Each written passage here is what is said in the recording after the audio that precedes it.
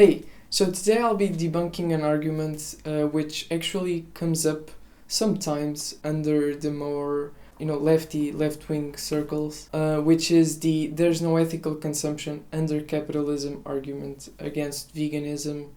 Since there's no ethical consumption, we can just, consume everything we want, regardless of the consequences. So I'll be telling you why I don't think that's the case. This is just an appeal to futility fallacy, and I could just end the video right there. It's an appeal to futility.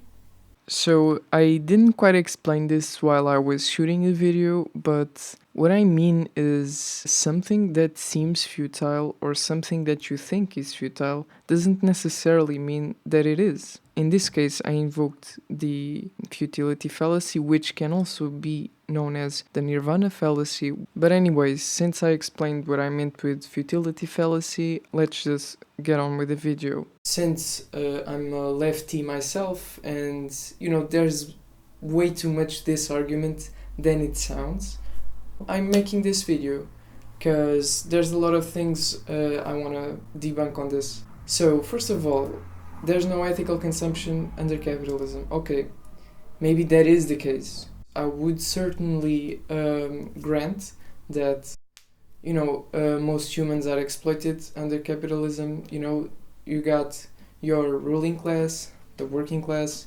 The working class usually suffers a lot, gets exploited, be it to make food, make cell phones, make whatever.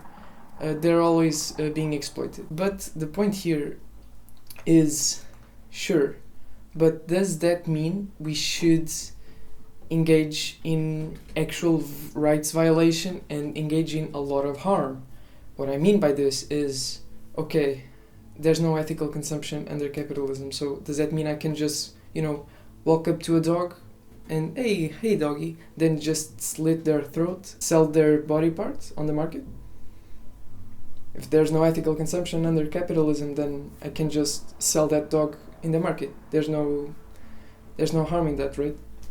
Yeah, and I totally disagree, because just because something is unethical or is not ideal doesn't mean that we can and should do things that are harming others. Okay, so we don't live in a perfect system. We live in a far from that system, actually. But the thing is, just because we live in an unideal system doesn't mean we can just do whatever we want as the working class. What this means is, okay, let's say for example, you have these headphones, right? And there's two kinds of headphones. There are these headphones and a pair of headphones that it's exactly the same. But this pair of headphones needs a child to be killed, and the other pair of headphones that does exactly the same doesn't need a child to be killed. Which one would you buy? I would say the one that doesn't need the child to be killed. Because, okay, either way, you would have working class workers being exploited. But one of the situations, it's much worse than the others.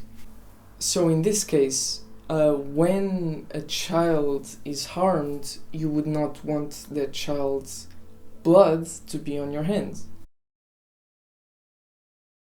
Okay, you have this burger and you have this burger. This burger is basically, minced up cows in it. And this burger is beans. Which one would you choose? And you would say, oh, it doesn't matter because there's no ethical consumption, and, just buy the murdered cows one. And I would say that's wrong, because that entails way more rights violations than the bean burger.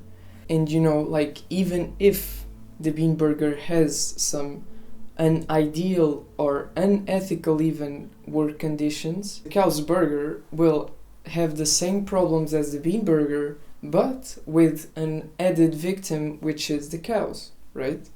For example, you would say, okay, so a working class worker is gathering the beans and producing the burger. And then in the cow side, you would need to gather the crops to feed the cows, and then you would actually have to impregnate cows to produce more cows, and forcibly impregnate in this case to produce more cows. and then you would actually have to kill the cow. That involves way more labor, not only way more labor, but, more deaths. That's the big difference between one type of unethical consumption and another type of unethical consumption. Because on this side, you need to gather the crops, create the burger, and on this side, you need to gather the crops, feed the cows, kill the cows, and produce the burger. It's way more steps, and it has a victim involved. Another example that actually sums this up really nicely is, imagine you lived like a few hundred years ago, where slavery was a thing, human slavery in this case. If you own the slave, it doesn't matter if it's legal or if it's not. If you own the slave, that would be wrong. You would be violating the rights of that slave. So living in that system wouldn't excuse it, right? So obviously there were probably a lot of people that were against slavery and that wouldn't own slaves, right? Same thing here. Vegans don't want to violate the rights of other sentient beings. And just because we live in a world where that is normal, that is, the norm, that doesn't justify it. To sum it up even better, just because everyone does harm doesn't justify you going out of your way to do it, This argument is like, Oh, I'm a left wing, and I can just say whatever I want and I will sound smart, and The thing is, people are people. Like left wing, right wing, people are lazy to stop paying for animals to be slaughtered. It's as simple as that. I don't even give a shit. For example, if you are left wing or right wing, I don't care. You need to go vegan right now, because it's unacceptable to be doing that to animals, and those types of excuses don't fucking work with me. And you can see I'm getting a bit riled up because I'm really tired of, smart people giving stupid excuses. And this is an excuse, It's like a person will be on the high horse, the left, let's go. I like your ideas, but please be consistent. And that's the point I want to make next. If you truly believe we live in an unjust world, because of so much capital disparity, for example, then you should go vegan, and that is morally consistent with your beliefs. You believe humans have the right to have food. You believe that humans have the right to have houses. You believe humans shouldn't be exploited just for another person's gain. And that is totally compatible with veganism. What we vegans are saying is, don't consume animals, don't exploit animals for your own pleasure. And that would be taste pleasure, convenience, whatever it may be. You're exploiting others for your own personal gain. So yes, to put it mildly, if you're a left-wing person and you're not vegan, you're a hypocrite, right? Like, there's no other way I could say this without hurting your feelings, because that's just the case. Because if you want all these good things, and I would argue with you that, yes, those are good things, why would you do that to another species? You would say all these awful things about the ruling class, and with reason, but then you don't see that you're causing another class that's even below you suffering, because often people will say, there's the ruling class, working class, right? As I mentioned before in this video. But what about the animals? What class are they in? They are in the working class, kind of. The thing is, their labor, it's the flesh, right? They are the commodities itself. On one hand, you're saying working class workers suffer a lot, and I would say that's true. On the other, you're saying, animals are meant to be eaten and we don't give a fuck about them. This is the classic name the trait example. You can write down in the comments, what is it an animal has that makes them okay to rape, slaughter, for their flesh, for your taste pleasure, but wouldn't make doing that to a human right? Keep in mind, I'm not equating animals and humans, I'm just comparing. Usually people have such cognitive dissonance where they can't even understand the difference between equating and comparing. And I'll ask you again, name the trait that would make doing that to an animal, okay, but doing that to a human, not okay. Or, doing that to a pig, okay, and to a dog, not okay. Like Yulin Festival and all that, coming soon. Another argument that's in follow-up of the no ethical consumption under capitalism is we need systemic change in order to, actually consume things ethically. So if we're not changing the system, then there's no point in being vegan. Again, this is another appeal to futility, but I'll explain it the way it is. In order for you to have a systemic change, you will need most certainly individual change first, because okay, let's suppose I was this super activist that would single-handedly make meat illegal. That is not possible, but let's suppose it is. Don't you think that wouldn't be even worth it? Because, okay, meat is illegal, but people will still find ways to create meat, produce meat, abuse animals on their houses, for example. And that wouldn't really make a difference because, okay, meat is illegal, but people still view animals as commodities. And that's exactly the opposite of what I'm preaching here, right? Like, what I'm preaching to all you left-wingers out there is animals are not commodities. As I mentioned before, like for the working class workers, their labor is the commodity itself, but for the animals, it's their flesh. Right, so they need to die or they need to suffer horribly just for that. In this case, specifically, you need individual change so that systemic change could happen.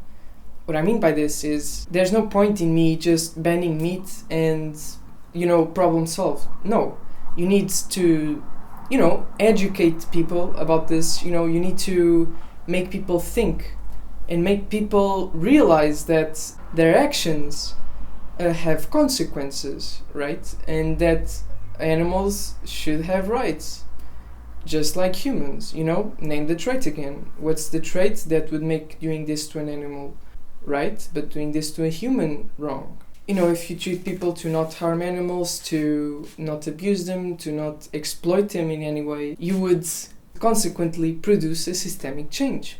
And, it's 2022. The systemic change is already happening. Monthly, there's already new laws, new petitions. I'm vegan for 4 years. 4 years ago, I would go into the supermarket and there would be fruits, vegetables, maybe one mock meat burger. Nowadays, you got all that and ice cream, pizza, cakes, whatever it may be, only in 4 years.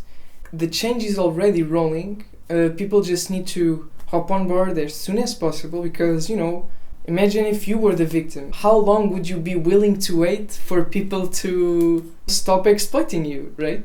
If you were in a cage, just, feeding and being tortured and, going to a slaughterhouse, how long would you be willing to wait for this systemic change? Even if there was only one vegan in the world, one vegan would still be right in not exploiting animals. Just because the system hasn't caught up with morals yet doesn't mean that our morals should just be thrown out the window.